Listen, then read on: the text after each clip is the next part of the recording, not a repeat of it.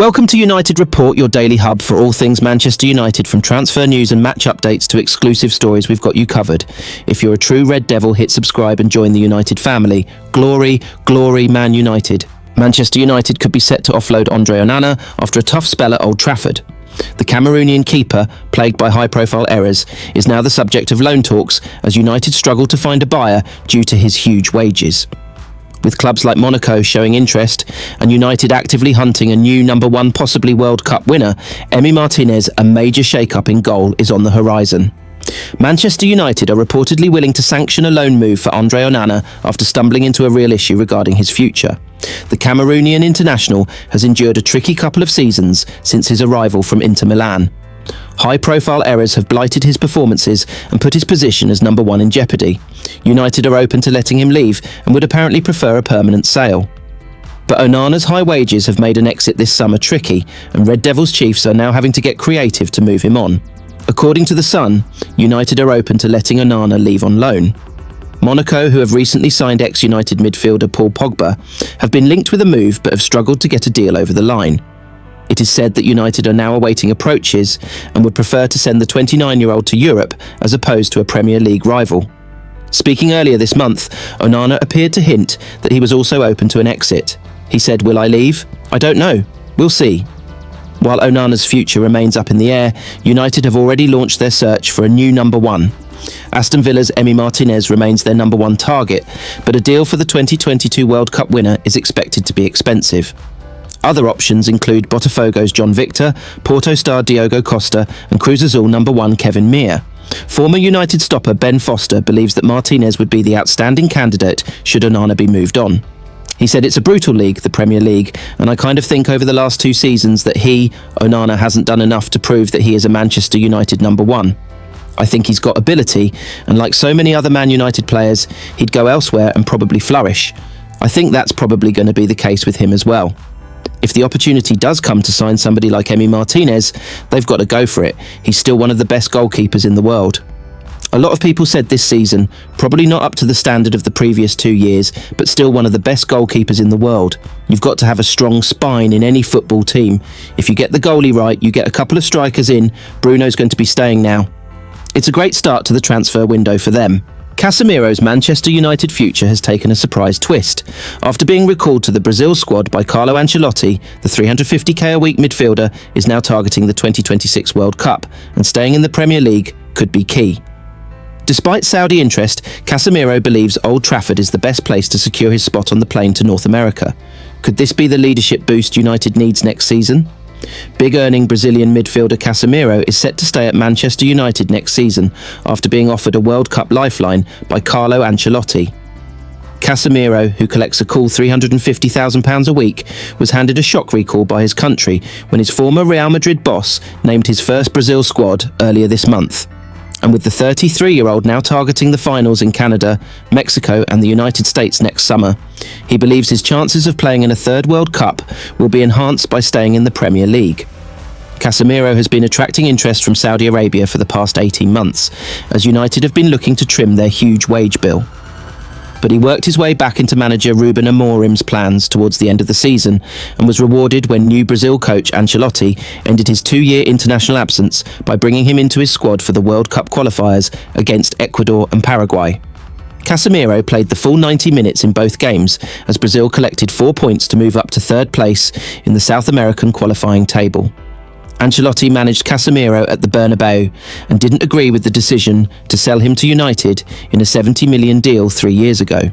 The Italian believes the 5-time Champions League winner can be a big dressing room influence for him during his first crack at international management. Casemiro has 1 year left on his United contract, although the Reds have an option to trigger a 12-month extension. He impressed Amorim with his attitude during the final few months of a traumatic season, but United will not stand in his way if the Brazilian decided to cash in by moving to Saudi.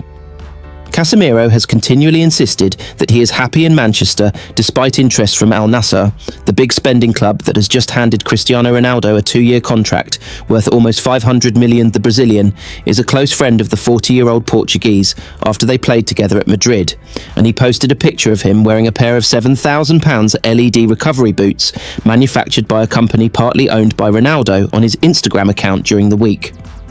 United are looking for buyers for a raft of players who are surplus to requirements under Amorim, as they try to raise money to finance a rebuild. Wing trio Marcus Rashford, Jadon Sancho and Antony are all in the shop window, but the Reds' hopes that Inter Milan would follow up an inquiry for misfiring 72 million striker Rasmus Højlund with a bid for the Danish international. Inter targeted 2 new strikers after finishing second in Serie A and then being hammered by Paris Saint-Germain in the Champions League final.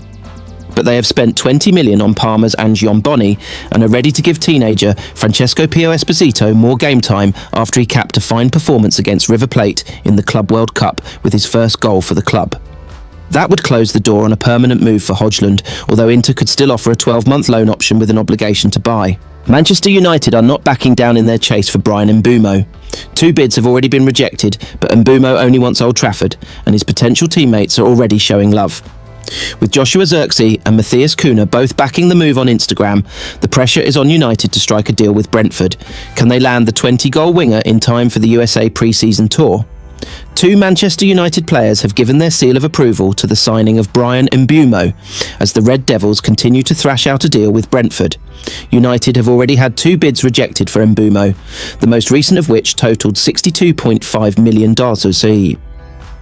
Ruben Amorim's side were prepared to pay Brentford a guaranteed 55 million plus 7.5 Ms in potential add-ons for the winger, who scored 20 Premier League goals last season.